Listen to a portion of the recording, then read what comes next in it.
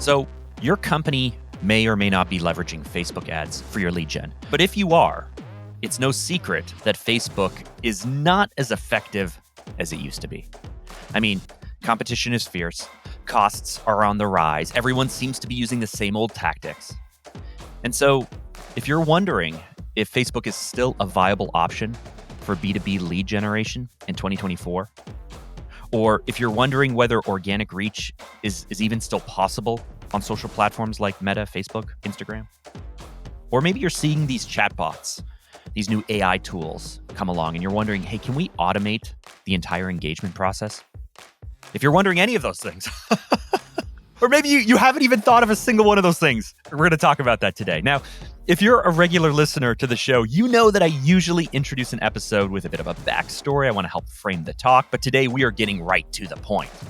Because today I'm joined with the Facebook expert, known as the Queen of Facebook, with over 15 years experience as a Facebook marketing expert. Mari is known for her ability to combine cutting-edge social media technologies with the human touch that's needed to make digital marketing really, really effective today. She's written 2 books, The New Relationship of Marketing and Facebook Marketing, An Hour a Day. And Mari's helped small and medium-sized businesses and major brands and direct sales organizations use Facebook and Instagram and Messenger to dramatically increase their online presence and their impact.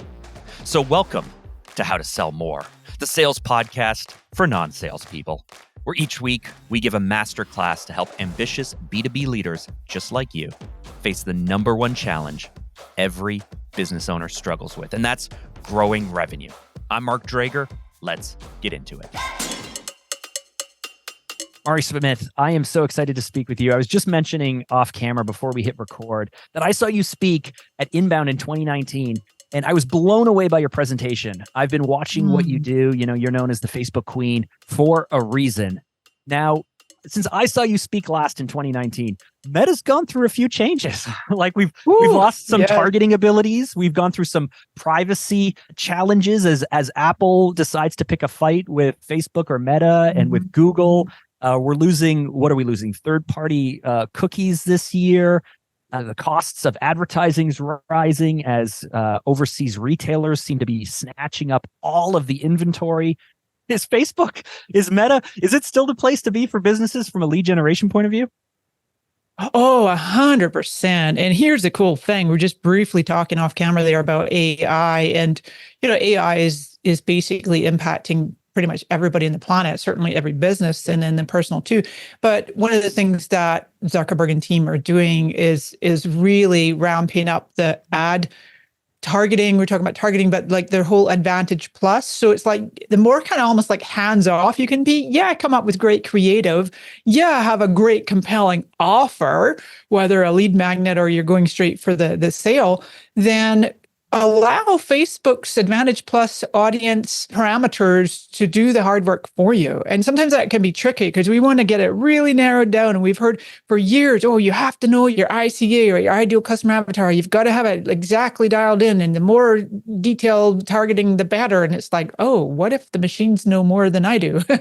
And I can just surrender and allow Meta's ad targeting to do it for us. And actually, as of time of this recording, I do know I'm under NDA, so I can't say exactly what's coming, but they are bringing out, Meta is bringing out some significantly improved updates to the whole Advantage Plus and the targeting, and you can bet it's only going to get better and better.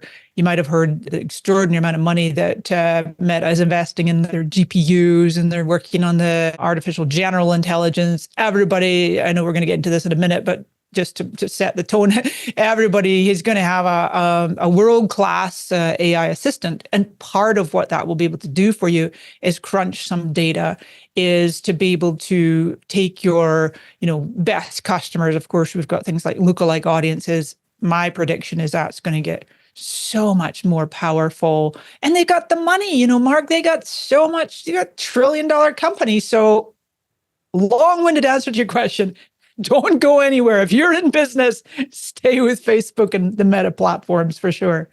And now you're not just saying that though because you've dedicated your life to it though, right? Like I'm like just the same as most people out there. They infuriate me, they frustrate me, they just try my patience and they keep me on my toes. At the same time, it's like the pros and cons, you got to weigh them up. And it's like, so frustrating. I can't believe they took that away now. Oh, they're deprecating the group's API. We can't stream using third parties into what? Just simple things like that.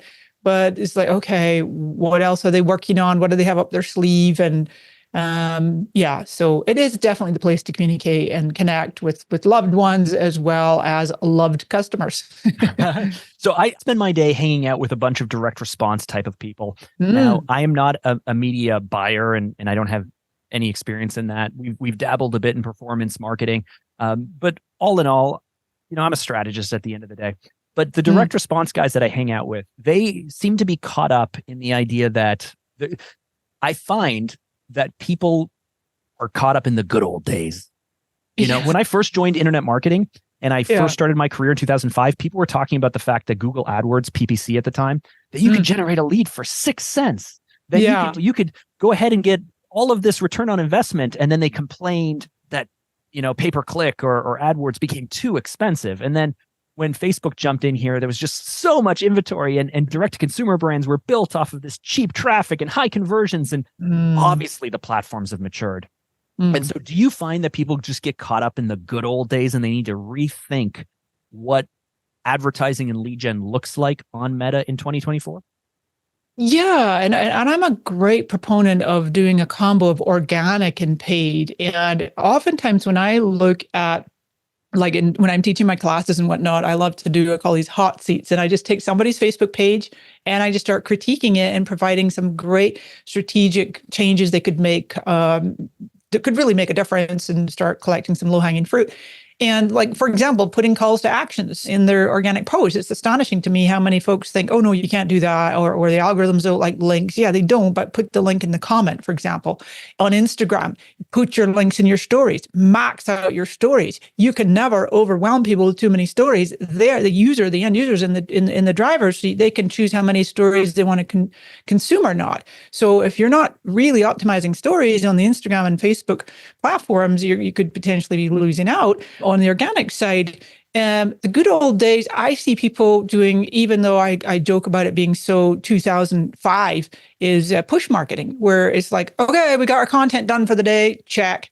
And it's a whole bunch of link posts, or it's just some silly meme that doesn't really drive the business. And then they got all these comments and DMs and they're not even noticing. It's just one-way push marketing. No. The old days, those are gone. It's social media. I've been preaching this for 17 years now, as long as I've been doing this Facebook thing, is how critical it is to, in essence, befriend your audience, use people's first names, make them feel important and heard, monitor your comments like crazy on both the paid and organic side. I'm always blown away how many times I see ads in my feed where the advertiser is totally asleep at the wheel. You got all kinds of what do they call those things? Like carbuncles on the bottom of a boat that people are pitching their own stuff or their spam, or there's all kinds of heinous things in there. You got to clean that up. This is your brand, your reputation. You got to keep it really tight and maximize the fact that it is two-way, it's multi-way, get these conversations going and pull people in to engage with you. It's such a funny point though, because I remember having a conversation we were an agency of record for a very, very large pension plan in the past. And we were having conversations about their move and they wanted more engagement. And they kept saying, more engagement. And when we were looking at how they were going to resource their social media team from an ad placement and an organic point of view, we noticed that there was no real strategy for comment management. What would we respond? How would we respond? Who's in charge of this? Is there a staff member, or is this outsourced? How are we going to resource it? And they said, no. Well, we don't respond to anyone. So what kind of engagement are we looking for? Because they want engagement. And we realized, they want to talk and they want people to listen. They don't actually want engagement from a conversation point of view, a social point of view, hey, there's a back and forth here. No. They're not interested in hearing any of the criticisms, which would naturally come. or any of the people like really tearing you down or anything like that, because it is hard to deal with. It's hard to manage. And it becomes almost at that point reputation management or PR, depending on the size of your organization. So how do you respond to that? What do you suggest that organizations do? Because in my mind, if you're going to jump into this, if you're going to invest in the content creation and the advertising campaigns and everything else, you can't then not resource, comment management or whatever we want to call it. Yeah, exactly. I totally agree. Now, so for the longest time, I've taught a 3-part model, which just makes it simple and doable in terms of no matter what is happening in all the crazy world of social media, you're going to keep coming back to these 3 parts, these 3 components. And it's simply content. Yeah, content is king. I think for the longest time, content's going to be king because nobody's engaging with a blank channel, right? You don't come and say, oh, nobody's posted here for a year. You don't engage with that. So content, then connection. I used to say engagement. I changed it to connection because connection can actually happen in the DMs. You can encourage people to respond to you privately. Go ahead and deploy a chat bot. Get one of those wonderful comment triggers. Comment below with the word whatever, free white paper and all, whatever the trigger word might be. And then they're going to send them a link. That works great on Instagram in particular. The third component is the conversion. Now, people start and have it backwards and try to convert, and they're missing that connection part. I've said for the longest time, you were talking about HubSpot's inbound earlier, that this came popular maybe in around 2008-9 with having appointing a CLO, a chief listening officer, because when you're not paying attention to what your customers are seeing and your prospects, it's like I say, you sleep at the wheel. There's some beautiful potential data in there that you could capitalize on, as well as obviously nurturing these relationships. To me, it's all relationship marketing, whether you're B2B or B2C. To me, it's always P2P. It's people to people. And so deploying a good tool is the first thing for sure. And that my favorite is Agora Pulse. Used them for years and there's many others out there like it. You can do Meta Business Suite will obviously synthesize yours or integrate your two Facebook and Instagram and multiple accounts if you have them. But with a third-party tool like an Agora Pulse, you're going to put all your socials in there. And now you got a combined unified inbox, and one or more people is in charge of that. But you're not just responding to questions. Your CLO or your chief moderator or community manager is one of the most critical people on the member of your team because they're public facing, and they should be trained in how to spot buying signals. So somebody's going chit chat, and the person responding goes, "Hey, have you thought about our da-da-da program? Or we've got this special offer over here. Or I'm going to DM you a coupon code you can go use now." It's like, whoa, you can monetize your chief connection officer, right? Yeah, so that's what I recommend. And so it's interesting that I came in this conversation thinking we were going to speak mostly about paid placement, and we've kind of taken the direction more to organic. And so if you were to think about consulting, let's say that you're a professional services firm and you're in B2B and you're going to go ahead and try and turn your, again, I consider it advertising-based campaigns, but let's say you're going to turn your Facebook Meta approach into a lead generation approach. Obviously, there's a place for paid and there's a place for organic or community building. How would you, what would be your quick framework? Where should we be investing? What should we be doing? How would you recommend we consider these two different things? Or are they no longer two different things? They are two different things. And the first thing is going to depend on the size of the audience. If you already have built a reasonable size, and I'm saying reasonable, that's going to be contextual. Some people might be 1,000 followers, some people 10,000, 100,000. But it's like trying to spark the engagement and driving sales, or certainly leads, like you said. I am typically more in favor of organic. Sometimes we're so innate at what we do, we don't always know. It's like, I don't know, it was like 2008 or something. It was Fast Company that dubbed me the Pied Piper of the internet, because I just get my little whistle out, and I just like people follow me, and it's like whatever. I'm an authority in the industry, so people follow what I say. So I tend to favor organic first. However, to your point, let's say someone is either completely plateaued in their growth of their social channels, Facebook and Instagram in particular, we're talking about today, and they are pretty low engagement. They're basically doing a little bit of organic. I would go straight for the ads and I would go lead generation ads. They are so powerful because when Facebook first brought them out, the little moniker was tap, tap, done, because those platforms have all the data under the sun about you. So go ahead and let Facebook do the Advantage Plus targeting. Obviously, you can put some parameters in there. Make absolute brilliant, best use of your custom audiences, especially your top customers, uploading your segmentations, your different segments of your database. And then you're going to go straight for the lead ads. And there's different kinds. There's ones where they can just fill the form in. There's ones where they can come over to your website and fill the form in, and that's still totally integrated and pulls the data in from Facebook.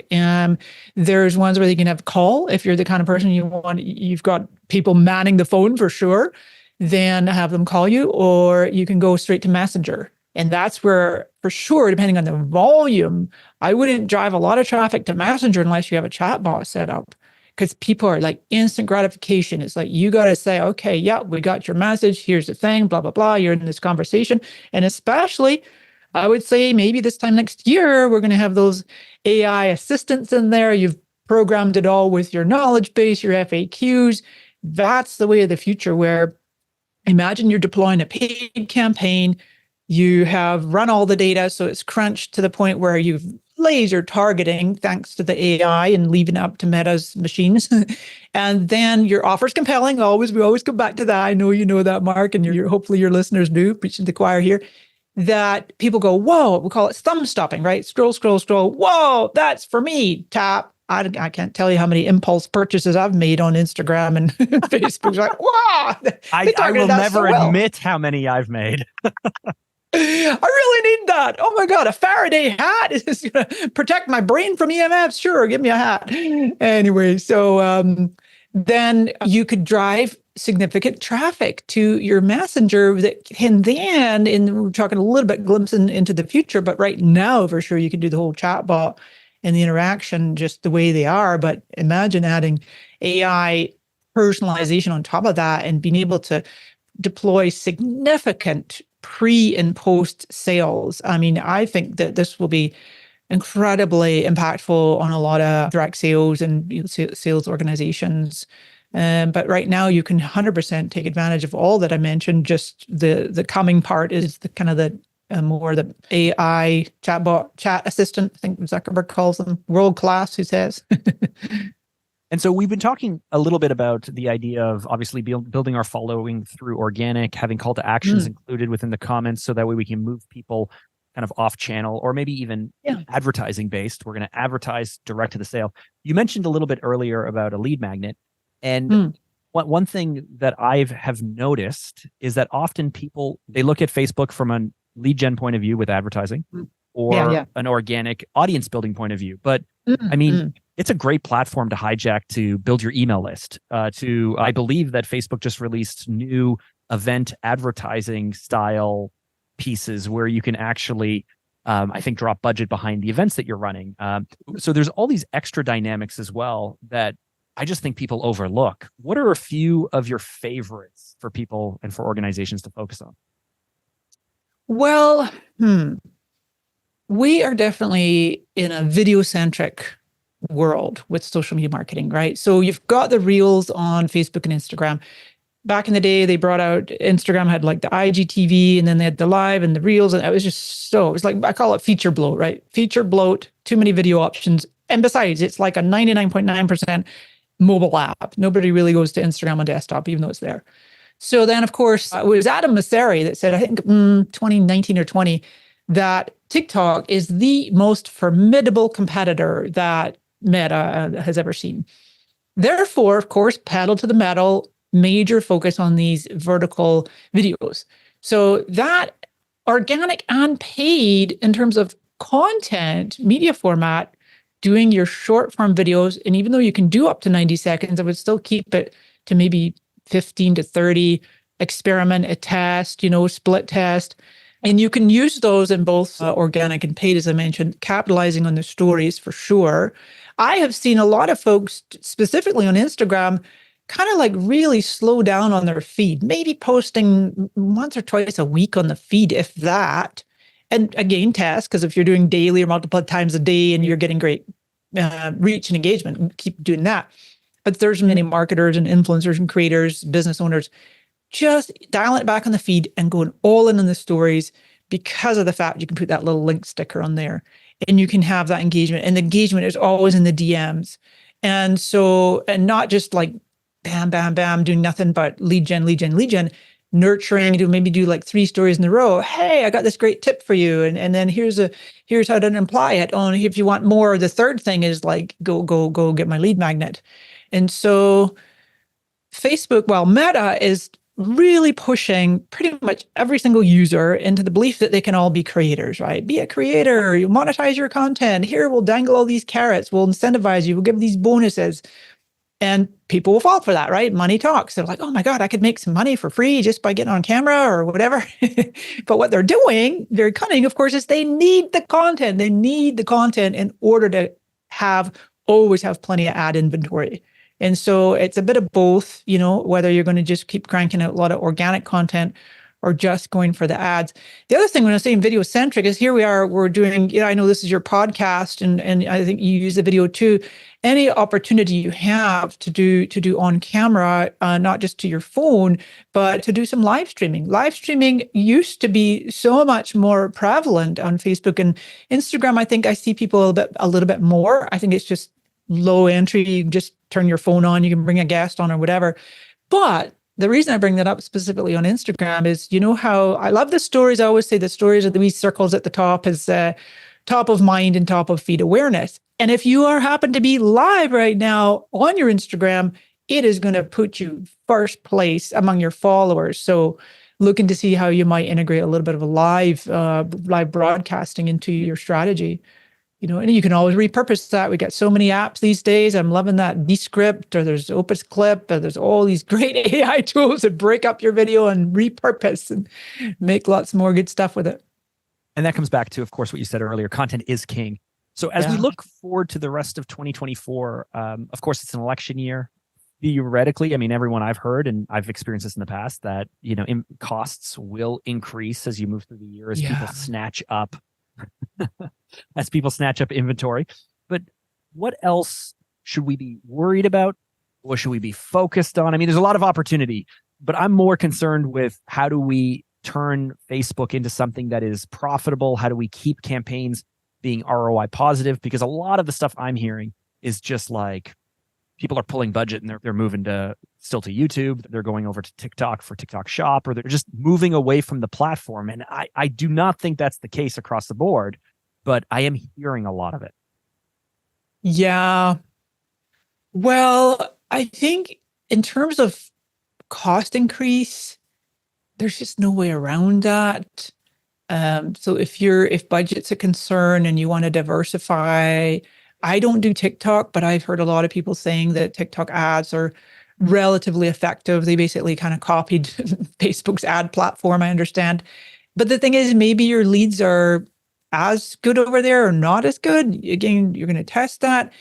But it's interesting. What's coming up for me is this whole thing of we thumb scroll. We're looking for content that resonates with us. My deep concern with AI being so prevalent, what's happening is this fire hose of synthetic media. And there right now is just the beginning, the tippy tip of the iceberg of an erosion of trust. Because, and I felt it in my own gut the other week there preparing for a keynote, and I'm like thumbing through and my thumb's hovering over the like or the love or the hug or whatever. And I'm like, wait a minute, you get that sinking feeling going, this isn't even real. This is a fake image or whatever, synthetic, and God forbid all those deep fakes that are coming.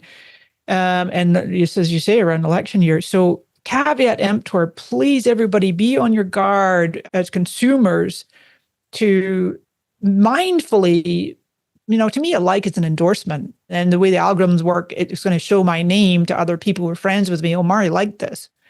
And so coming back to your question, I had this in my keynote the other week there for Social Media Marketing World, that the word authenticity was bandied about in the early days, right? 2007, I got on Facebook. So 2007, I would say all the way up to maybe 10, 11, 12.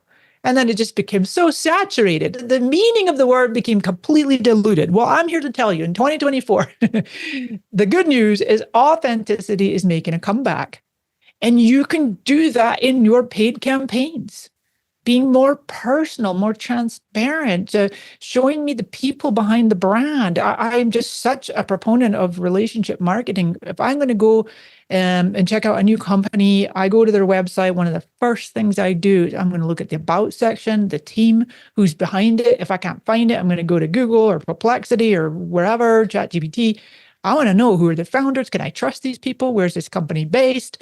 And that's me. I'm this investigator. I go deep down the rabbit hole to create a solid foundation and security for myself before I go out there and be a loudspeaker for others. So all that to say, long-winded answer, I just feel no matter what the strategy going forward, paid, organic, a blend of both, building a community, going off platform, lots of third-party apps are becoming more popular for having a community because these are all rented land. We don't own our audience on Facebook or Instagram. And so you mentioned earlier, Mark, that how critical it is to use these platforms to generate email addresses. I started 2 years ago a separate community using Mighty Networks. I love Mighty Networks. And it's not, to me, it's not either or, it's both and. I'm like, hey, you want to connect with me over here? I got a new community, a few thousand folks over there. Great. Otherwise, I got my Social Scoop Facebook group. And so, yeah, just coming back to just being real, being honest, being clear, being transparent. Having the big thing right now is how important it is to have a generative AI policy publicly on your website. I got to get going with put mine up. How are you using AI in your business? When you use AI to craft your ads, is it clear?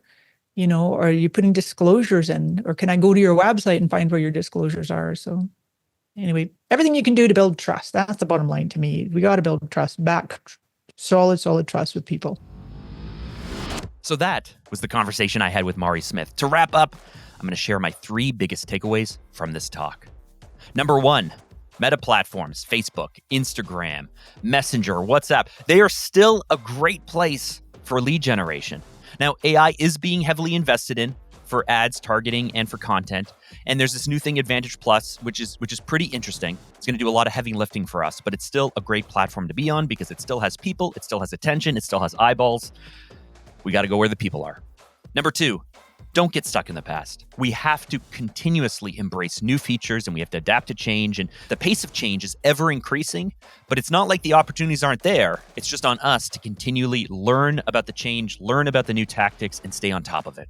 And number 3, with the rise of this synthetic media, AI-generated content, it does pose issues with trust.